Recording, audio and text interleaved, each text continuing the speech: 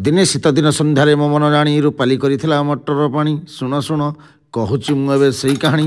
ଚୋପା ଛଡ଼ା ଦୁଇଟି ଆଳୁ ସହିତ ମଟର ମିଶାଇ ସେଥିରେ ପାଣି ଲୁଣ ହଳଦୀ ଦେଇ ମାରିଥିଲା କିଛିଟା ସିଟି ଭଲକି ସିଝି ଯାଇଥିଲା ପରେ ଏବେ ଅଲଗା କରି ସଜାଇଥିଲା ଗୋଟିଏ ଥାଳିରେ ଚୁନୁ ଚୁନୁ କରାଯାଇଥିବା କାକୁଡ଼ି ଗାଜର ବିଟ୍ରୁଟ୍ ଅଦା ରସୁଣ ତା ସାଙ୍ଗରେ ଚୁନୁ ଚୁନୁ କଟା ହେଇଥିଲା ପିଆଜ ଧନିଆ ପତ୍ର ଟମାଟୋ ଆଉ କଞ୍ଚା ଲଙ୍କା ସିଝି ଯାଇଥିବା ମଟର ଆଳୁକୁ ଟିକେ ଘୋରିକି ଘାଟିକି ଫେଣ୍ଟି ଦେଇଥିଲା।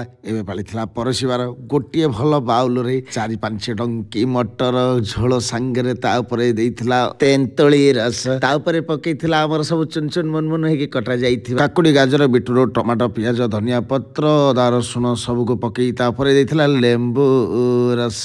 ଏବେ ସ୍ୱାଦ ଅନୁସାରେ କଳା ଲୁଣ ତା ଉପରେ ଦିଆଯାଇଥିଲା ଜିରା ଲଙ୍କା ଗୁଣ୍ଡ ମତେ ପରସି ଦେଇଥିଲା ମୋ ଘରଣୀ। ମୁଁ ଖାଇଲି ମଟର ପାଣି। ଯାହା ପାଟିରୁ ବହୁଛି ଲାଳ ତା ସ୍ତ୍ରୀ ହବ କାଣୀ।